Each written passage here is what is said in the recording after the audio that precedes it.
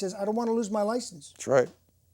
He didn't want to lose his license, so he let a child be taken under false statements by a CPS worker who didn't even notarize it under penalty of perjury. There's a $5,000 reward to that CPS worker for taking that child.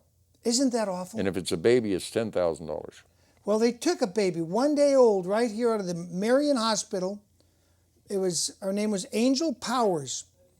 Betty Powers was the mother. Betty goes to church 4 times a week. She's been sober for 30 years since she stopped being a teenager. Wonderful gal. And they took her baby 1 day old based on the fact that she had some trouble when she was a juvenile. That should have never, even 30 years later, they steal her baby, her only baby daughter. Directly from attorneys who appear before him in court every day and has breached the duty to avoid the appearance of impropriety. Any attorney whose career is balanced on the rulings of a judge and whose client's future is in the hands of that judge should not be pressured to give that judge political favors. Thank you. So you've done, Betty, everything that you can physically do to comply. You proved you're not homeless, so Santa Barbara Child Protective Services lied, correct? And the liar's name was? Katie Hartman. Katie Hartman was the liar who gets paid with tax dollars to steal your baby under color of law. That's true. Am I overemphasizing? No, it's the truth. And she is heartbroken today. And Judge Garcia and you lesbian judge Barbara Beck, you wannabe Superior Court or Supreme Court judge, you're never going to get there, Barbara. You belong in jail. These judges conspired to steal this baby, but first the CPS worker, and I think one was named Karen Wagener, no relation to me, snatched that baby, in my opinion, totally illegally. And in my opinion, Beck should be in jail, the CPS worker should be in jail. Garcia, who just got elected as a real judge for the first time after being a wannabe judge, a commissioner for 12 years.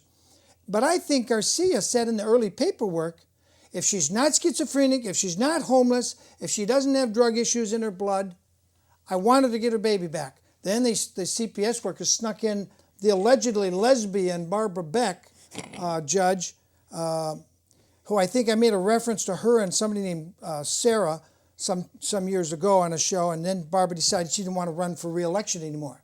Then they brought her back as a standby judge from retirement, so she collects double pay. This system needs to change, people, and only you can make a change. We got some judges coming up right now for election. Let me give you a heads up on who's coming up here. Charlie, you've done a wonderful service by not having a driver's license and making those guys regret it. We have a judge election coming up. 4 are running right here in Santa Barbara County. They're county-wide offices. Do your own research. Find out if they are porn addicts, gay pedophiles, or drunk, or you might find yourself in front of a bad judge someday. Now is the time. Don't accept media sound bites. Do your own research. Remember that the former district attorney assistant, Charles Bealey, was caught viewing porn on his office, that's the district attorney's office, business computer in 2002, and he was running against our lesbian incumbent judge, Diana Hall. What a great choice. A guy that's breaking the law by using government property for personal pleasure in the business office of the district attorney of Santa Barbara versus a lesbian named, and she was a very pretty lesbian, Diana Hall, who got caught after a fight with her lover. If I'm quoting the Slanted Mary Times correctly, she had a argument with her lover whose name was, and I'm not joking, Deetra Dykeman.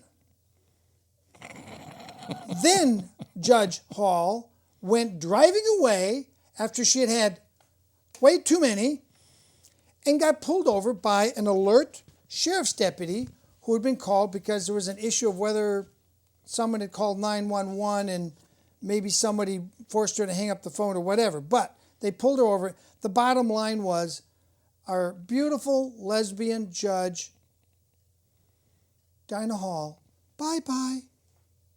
She's not here anymore. I went to her appeal down in Ventura when she appealed some things and made her statement.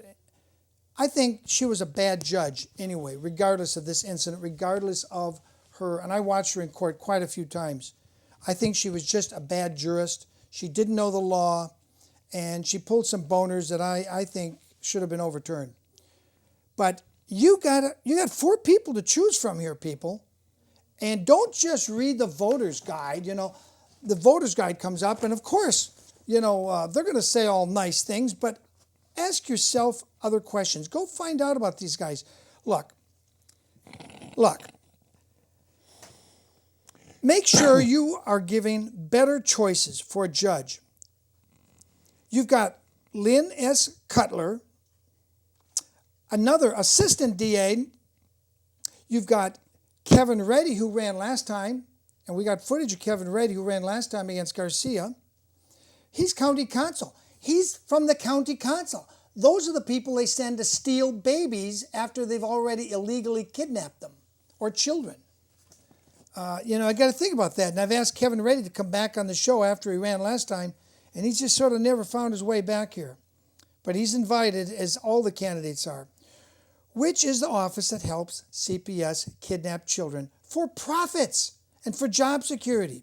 Then you've got this John McKinnon, a senior county prosecutor under Tom Sneddon. Excuse me, wasn't Tom Sneddon the one that misrepresented when fingerprints got on a certain girly magazine and tried to misrepresent the facts? In other words, he concocted false evidence in the Michael Jackson trial?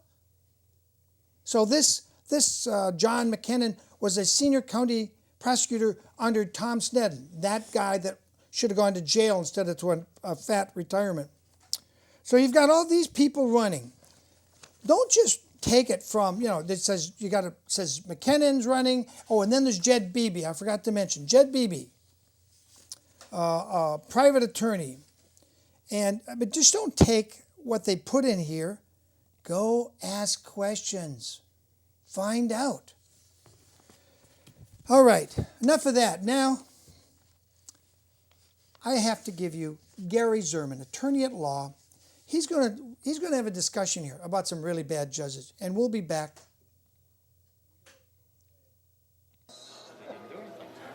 Did you hear about, I think it's Judge Klein down here in Southern California? Exactly, yes, I followed that. He's been indicted for having child pornography, and then I believe a young man he's now an adult, but while he was, I believe, a young teenager, 13 or 14, that the judge had approached him and sexually molested him. And what's astounding is he's still on the ticket trying to get reelected. And what's even more astonishing is that I believe 20 of his colleagues came out and endorsed him. 20 colleagues endorsed Judge Klein, even though he's indicted? Knowing this, and then in fact also when they went in and searched his computer, both home and in the office, they found child porn there.